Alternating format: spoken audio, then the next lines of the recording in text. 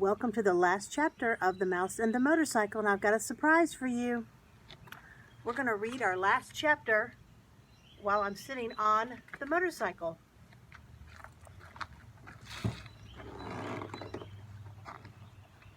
Chapter 13, A Subject for Composition.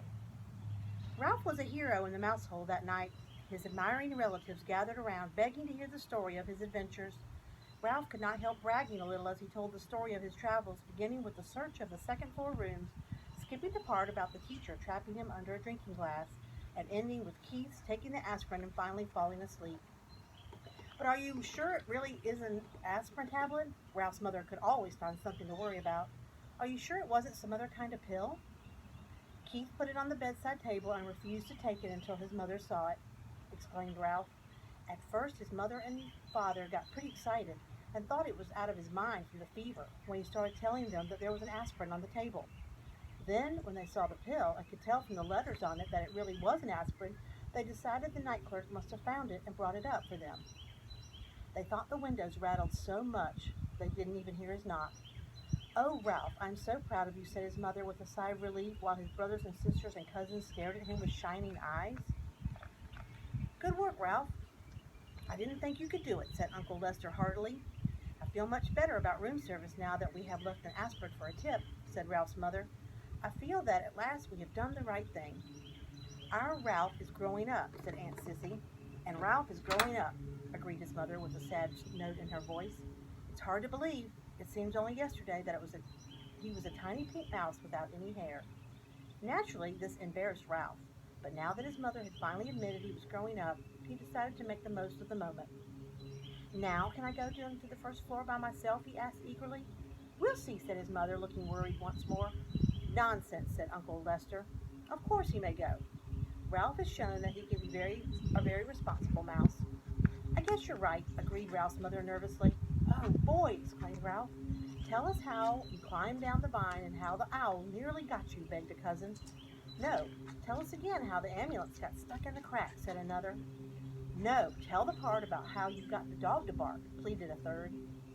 The only flaw in the evening for Ralph was the fact that he had not found the motorcycle on his travels through the hotel. Keith slept soundly, and the next morning, although he still had a temperature, Ralph was pleased to see he was feeling much better. "Do you hurt any place?" Mrs. Gridley asked anxiously, after she had given her son an aspirin brought by the milkman. "Is your throat sore? Does your stomach ache?" Keith shook his head. "I just feel sort of tired." "He's going to be all right. He must have picked up a bug someplace," said Mrs. Gridley to her husband. "A day in bed with plenty of fluids, and he'll be right on his feet again." Mr. Gridley nodded. "Do you feel like eating any breakfast?" he asked Keith. "We can order something for you from room service." Keith brightened. "Can I really have something sent up from room service?" he asked. And when his father assured him he could, he slumped back into the pillow. "But I'm not hungry." "Some orange juice will be good for you," suggested his mother. "All right," agreed Keith, and then added as if he suddenly had an inspiration, "and bacon and toast and jelly?" "Your appetite seems to have come back in a hurry," remarked Mr. Gridley as he picked up the telephone and asked to be connected with room service to order. He thought, breakfast for his son. As soon as the adults had gone, Ralph popped out into the room. "Hi," said Keith. "Thanks a lot for the aspirin. It really helped." "That's all right," answered Keith modestly. "Where did you find it?" Keith was curious to know. "Under a dresser down on the first floor." "The first floor?" Keith could not believe it. "How did you manage to get up there?" Once more, Ralph told the story of his night's adventures, skipping the part about the drinking glass, but making it sound as if he had narrowly escaped the horny talons of the owl as he traveled down the vine. Golly, Keith was amazed at Ralph's story. "You know what? You're a pretty smart mouse, and a brave one, too." "It was nothing," said Ralph in an offhand manner. "Nothing. It was plenty. You risked your life." The boy's admiration and gratitude made Ralph feel even prouder of what he had done. "I parked your ambulance out of the hall," he said, wanting Keith to know how responsible he was. "Your folks will probably see it and bring it in when they come back." "That reminds me, you didn't happen to see my motorcycle anyplace, did you?" Keith's question was unexpected. "Well, no, I didn't." Ralph suddenly felt less proud of himself. "But I didn't have much time to look." "Yeah, I know." Keith was sympathetic. "I just wondered." A knock at the door sent Ralph scurrying to the knothole. "Come on in," called Keith. Matt entered with a tray. "Here you are, and here's your ambulance. I found it out in the hall," he said as he set the tray across Keith's knees. "Sorry to see you're under the weather." "Thank you, I'll be all right." Keith handed Matt a coin his father had left for him for a tip. "And thanks for bringing in my ambulance." Matt pocketed the coin. "Thank you," he said. "And by the way, this doesn't happen to be yours, does it?" He pulled the little motorcycle out of his pocket. Ralph was so excited he almost fell out of the knothole. "Hey!" Keith sat up straight, rocking the orange juice on his tray. "It sure is. Where did you find it?" "In a hamper of linen that had been chewed by mice, or by a mouse. It fell out when the housekeeper was showing us the damage that had been done. I picked it up before anyone noticed it." "Gee, thanks a lot." Keith accepted the motorcycle and set it on his tray. "It's my favorite. I didn't like losing it." "I wonder how it got in that hamper," Lennon mused Matt. Keith grinned but said nothing. Old Matt rubbed his chin and stared at the ceiling. "I don't suppose a certain irresponsible mouse happened to ride it in a pile of sheets and pillowcases and get tangled up and dumped into the hamper." Keith tried not to laugh. "I don't know any irresponsible mice," he said. "Only one responsible mouse." "Say, how did you guess?" "There isn't much around this hotel that escapes my attention," said Matt. "I saw that mouse down the hall with the little motorcycle. I imagine he's a regular speed demon." Ralph could no longer stay out of the conversation. "I'm fast, but I'm careful.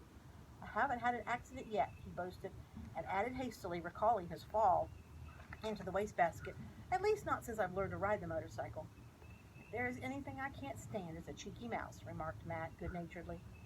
"What do you call getting tangled up in a lot of linen?" "What I mean is, I didn't crack up the motorcycle," said Ralph with dignity. "He's not cheeky," defended Keith. "He's brave." You aren't going to tell the management about him, are you?" "What's the use?" said Matt. "If they get rid of these mice, more will move in. Anyway, he's a cute little fellow. It cheers me up just to think of him tearing around on that little motorcycle." "If only I could," thought Ralph. There followed an unusually pleasant day for the mice. Keith stuffed the bacon and toast and jelly through the knothole. The mice feasted on bacon and jelly before the ants could get at them, and stored the toast against the rapidly approaching time when Keith must leave the hotel. They slept all morning while Keith alternately napped and played with his cars. For lunch, they enjoyed peanut butter and sandwiches again. Ralph did not sleep well that afternoon. He found himself thinking of the tantalizing glimpse he had had of the ground floor and of all the opportunities it offered mice. Crumbs in the dining room, leftovers in the kitchen, scraps in the garbage. He lay daydreaming on a pile of shredded Kleenex. He could see himself on the first floor pilfering crumbs in the dining room at night after the guests were in bed. And from the dining room he would go to the kitchen right past the night clerk, who was sure to be asleep. If only he could make the trip on the motorcycle. The thought of the motorcycle put the end to Ralph's daydream and made sleep impossible. After tossing about on his bed of Kleenex, he got up, poked his head out of the knothole. Keith was awake, lying back on the pillows with his cars beside him. He smiled wanly at Ralph. "How are you feeling?" asked Ralph. "Sort of tired," answered Keith. Ralph climbed through the hole. "Where are your folks?" "They went out for a little while. They'll be back. I'm supposed to take a nap." "Are you going to?" asked Ralph. "I'd rather talk to you." Keith leaned over and set the motorcycle on the floor. "Do you want to ride it?" he asked. "Do I want to ride it?" Ralph could scarcely believe he had heard correctly. "You mean you'll let me, after the way I lost it for you?" "You proved you could be responsible when you brought me the aspirin," exclaimed Keith. "You're more grown up." "Thanks," said Ralph modestly. "I guess mice grow up faster than boys." Keith sounded as though he longed to grow as rapidly as a mouse. "You grow a little bit every day," Ralph said as he removed his crash helmet from its hiding place behind the curtain.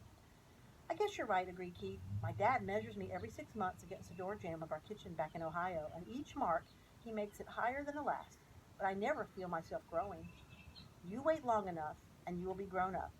Ralph felt as if he had said something very wise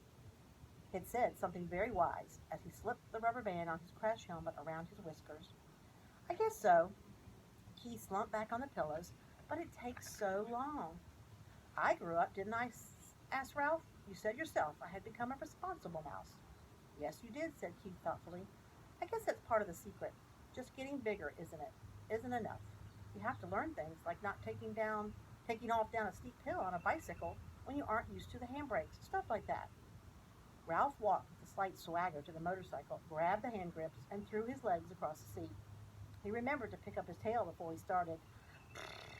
He took off across the carpet and circled the room, covering the rough parts under the dresser and the chair, and coming to a halt beside the bed. "She has good balance on a rough road," said Ralph with authority. "She's a mighty fine machine." "Say, Ralph," said Keith, suddenly sitting up, "how would you like to come with me when we leave the hotel?" "Come with you?" Ralph was stunned. He had expected to live and die in the Mountain View Inn, and now he was being offered the opportunity for travel that he had dreamed of. "Yes, come with me to San Francisco, and then back to Ohio." Ralph's first thought was at the motorcycle.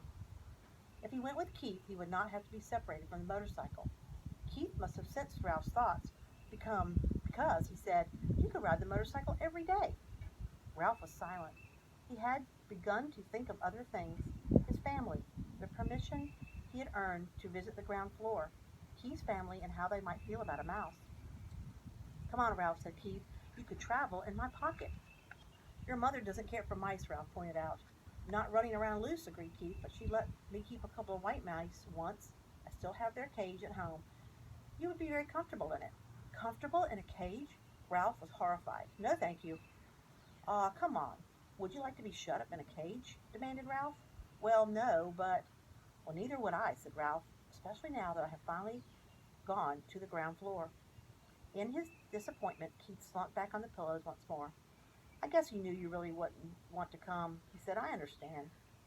"I sure will hate to see this motorcycle leave," said Ralph, and he added hastily, "and you too, of course." The boy and the mouse were silent. Both were thinking of their wishes and their regrets that their wishes could not come true. Keith rolled over on his side and propped his head up on his fist. "Would you like to keep the motorcycle?" he asked. "Keep it? Me?" "Sure," said Keith. "I can save up my allowance and buy another one when we get back to Ohio." "You really mean it?" Ralph could scarcely contain his excitement. "Keep it for my very own?" "Of course."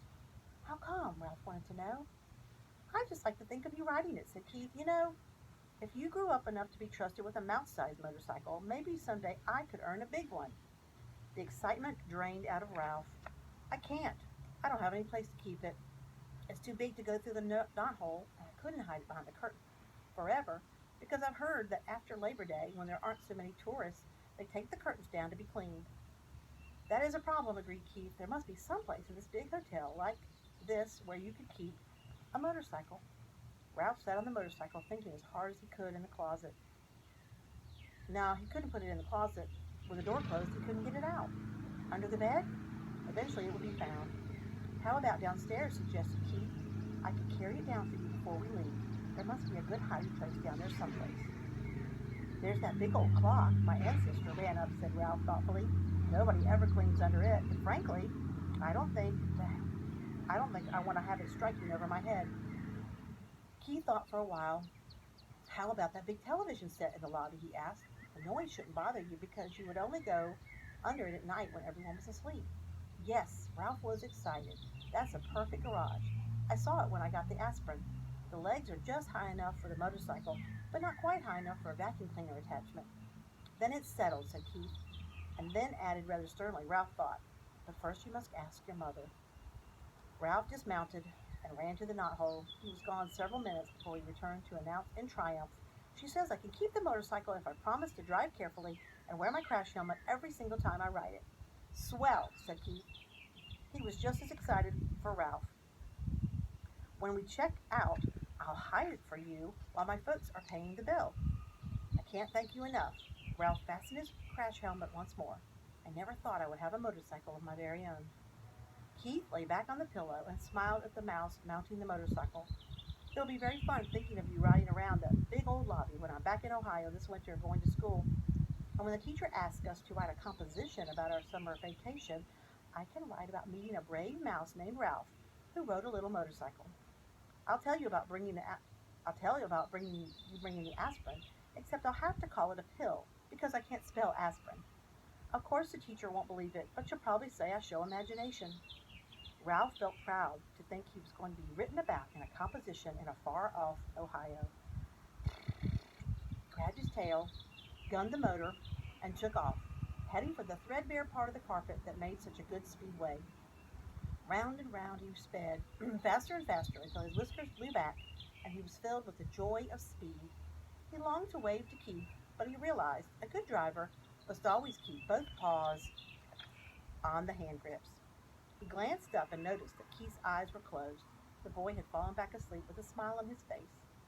Ralph dragged his heels to brake the motorcycle. Quietly he parked it beside the bed, and quietly he removed his crash helmet and hid it behind the curtain. He did not want to disturb the sleeping boy. Ralph could wait to ride the motorcycle. It was his to keep. I hope you've enjoyed The Mouse and the Motorcycle as I sit on my own motorcycle at my house.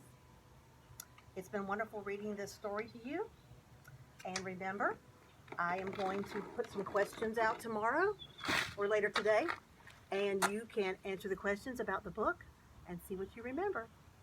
Here's a picture, our last picture of Ralph. Proud